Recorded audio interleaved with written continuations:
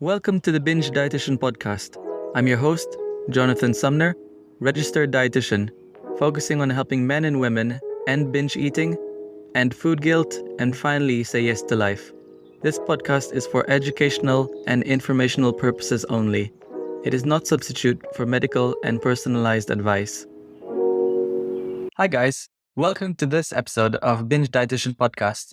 Have you ever wondered if you might struggle with binge eating? Because I'm always talking about binge eating, but how do you know if you actually struggle with it? What is binge eating anyway? Is there a clear definition, or is it something that simply means just having a lot of a certain thing? Well, according to the Oxford Dictionary, a binge is a period of excessive indulgence in an activity, especially drinking, eating, or taking drugs.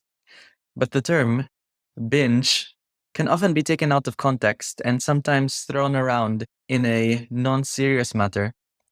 We often say we would binge on TV or binge on shopping, which may be seen as harmless and people wouldn't be massively concerned, even if we might say I had a binge on donuts earlier. But how come alarm bells ring when you hear someone struggling with binge eating disorder? Why would that be taken more seriously? So let's explore the characteristics of a binge episode from a medical and a dietetic point of view. But before I let you know what the characteristics of a binge episode are, I want to ask you, first of all, what has brought you to search about binge eating? What makes you think you're binge eating? Do you feel like you're eating too much and then you're filled with guilt afterwards? Maybe you feel like you're unsure if your eating is actually a problem and unsure if it could lead to more issues down the line. If you're listening to this episode of Binge Dietitian Podcast, you're in the right place because there actually is a clear definition of what a binge eating episode is. To find the characteristics or the clear definition of what a binge episode is, we will have to look at the DSM-5, which stands for the Diagnostic and Statistical Manual of Mental Disorders. According to the DSM-5, the clear definition of a binge episode shows this. A binge episode is associated with 3 or more of the following. 3 or more, just to remember. And I want you to think, is this you? I want you to think about what you're struggling with or what your eating habits look like. So here are the 3 or more following associated habits. Number 1, eating much more rapidly than normal. Number 2, eating until you're feeling uncomfortably full. Number 3, eating large amounts of food, especially when you're not feeling physically hungry. Number 4, eating alone because of feeling embarrassed by how much you're eating in one setting. And number 5, you feel disgusted with yourself. You feel depressed or you even feel very guilty after overeating. That is the clear definition of what a binge episode is. And I'll link the criteria in the podcast description for you to check it out so you don't have to keep on rewinding. But you might be thinking, Jonathan, is this normal? Is binge eating a problem?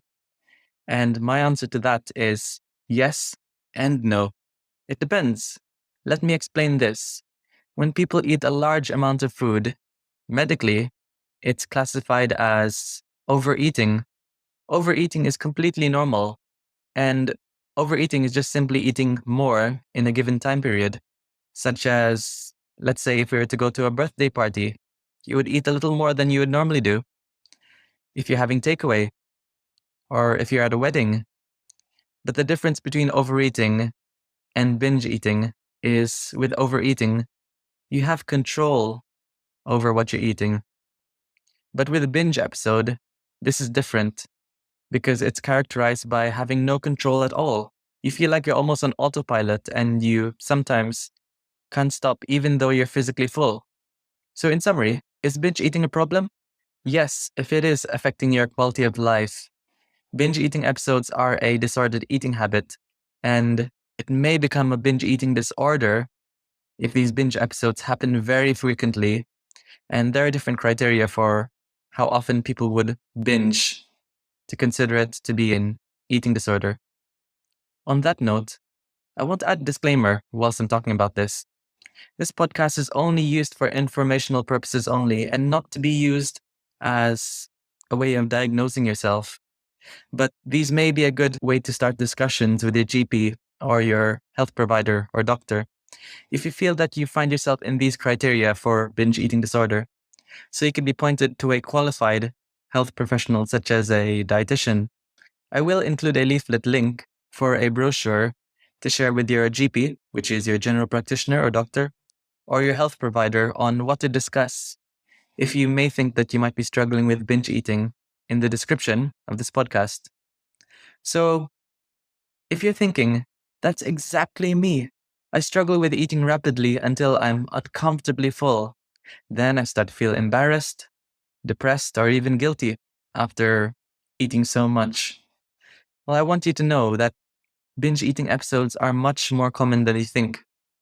In a world of diet culture where everyone is telling us to eat, let's say, quote unquote, good foods and avoid the quote unquote bad foods, where we idealize thin bodies, we're sold weight loss shakes, which can promote disordered eating habits, and social isolation and being exposed to photoshopped pictures or unrealistic bodies, it's no surprise that you might be struggling with binge eating episodes.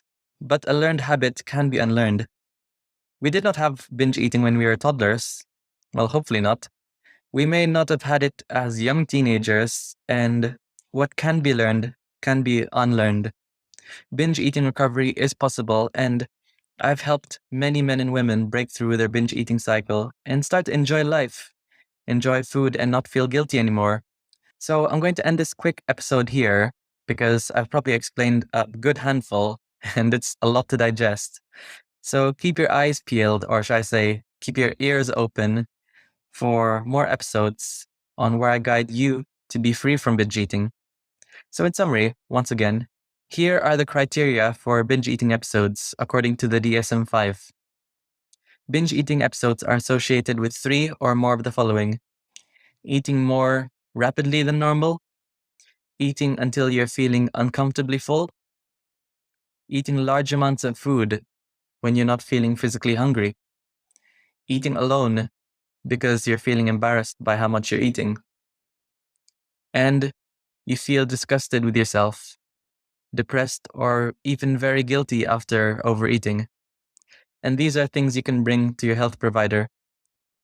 If this is you, I just want to let you know that I offer one-to-one private coaching where I can get to know more about you, more about your history and your relationship with the food, your medical conditions, and much more, so I can provide a holistic plan to help you break through that cycle of binge eating. So thanks for listening to this episode, and if you found this episode helpful, I would highly appreciate it if you rated this podcast well to help share and raise awareness of supporting loved ones with binge eating.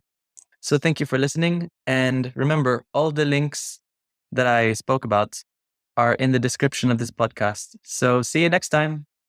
If you found this podcast helpful, you would definitely benefit from my binge eating freedom course in my website, bingedietitian.com. Learn more about the triggers to why you're binge eating and how to stop binge eating for good. No more food guilt, no more jumping from diet to diet, and no more shame. Go to the link in this episode for my binge eating freedom course to be one step closer to being binge free, starting today.